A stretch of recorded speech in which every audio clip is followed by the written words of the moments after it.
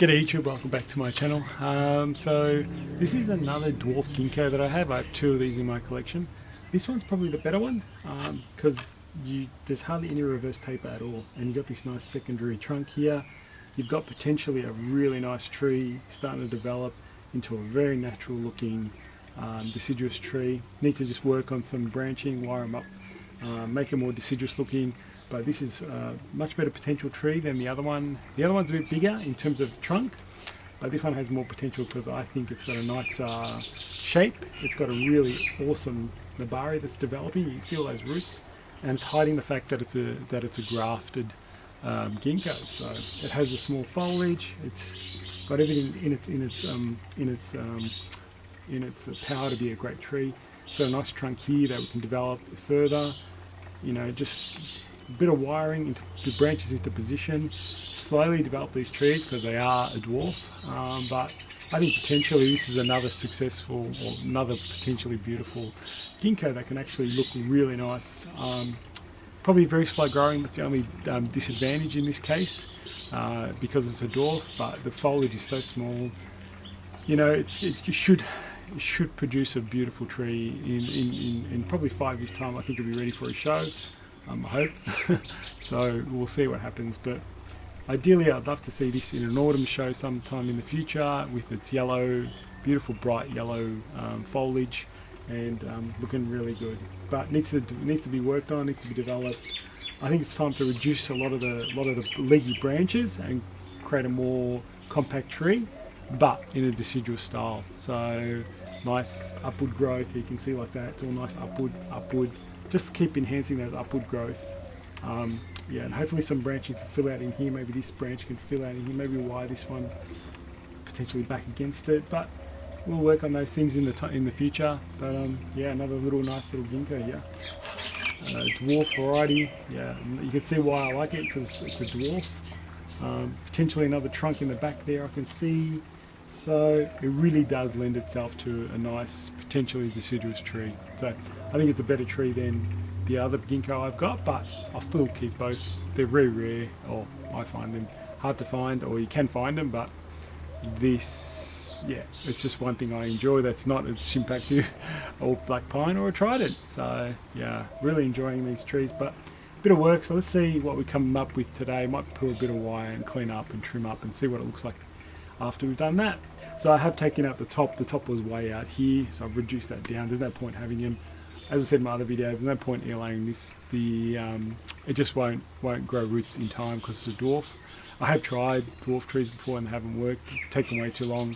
So yeah, it's a no-go for me in this case, layering, because dwarfs are too slow growing. Alright guys, I'll be back soon. So before I get stuck wiring on this tree, I was looking at different angles. Now initially I had the other side as the front, and I showed you that front based on the nabari. I just don't want to lose this angle that I created. Based on the nabari, it was really good nabari, but everything of interest was going back that way, in that direction, and these branches are going to be very hard to move back forward and won't look as natural. So I sacrificed that nabari for still quite good nabari, not as good as the other side, and I changed the angle to this angle. The main reason is there's a nice big side trunk here, there's this trunk here, all coming forward towards the viewer, and then there's the top here. At this angle the top is just slightly to the back, but it looks okay with these two main trunks, 1, 2, 3 trunks coming towards, or 2 main trunks coming towards you, and the main middle one just a bit off. This looks a better front based on the branching.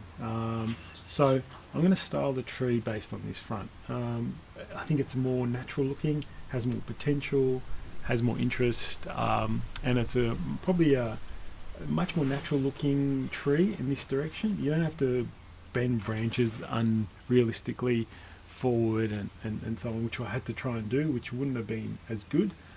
So I just wanted to explain why I chose this. I had changed the angle a bit. That's the angle I'll work towards. Before, if I didn't have that, this whole tree would be leaning this way. That didn't look right with the smaller trunk. This is a bit more natural looking for me, with the big trunk in the center and this one off to the side. so that looks a bit more realistic as well. So I'm going to style the tree based on this angle, and we'll see how I come up with it after I finish wiring. Alright, so here's where I ended up with the tree. So you probably can just see there's this nice trunk out here that I've just wired out, and it's kind of flowing in this direction and with upward growth.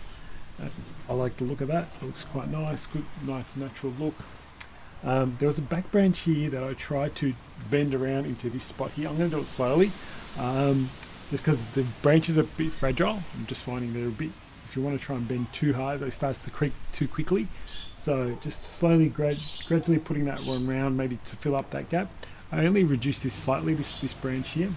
I reduced some of these top ones and I wired them up in the like a fan shape direction, so you can start to see the fan shape all over. So you can see there's a trunk here, there's the main one in here. I've got to tweak a few branches, but that's alright. Let the tree develop. Haven't touched this at all. I only trimmed the tips of these just to try and encourage some lower growth down here, but to look at quite natural. So that one I'd like to bring a bit more into here, into this gap here, and form a back area. So I think it's going to be quite a nice, very full, you can see the deciduous looking kind of tree.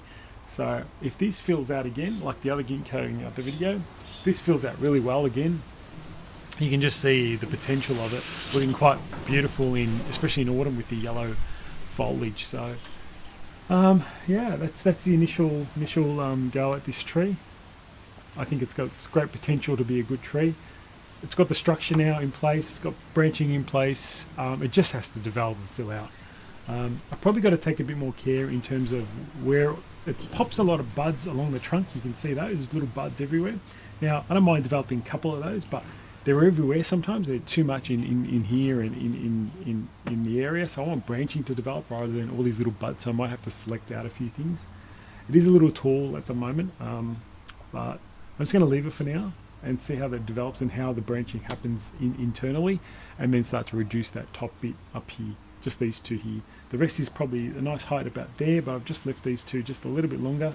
I didn't want to take it all the way back. I could, but I could probably take it a little bit more back here, but that's okay at the moment. It's only small details. So anyway guys, hope you enjoyed another video on a Gingko, something a bit different, something quite beautiful and interesting. Very small foliage again.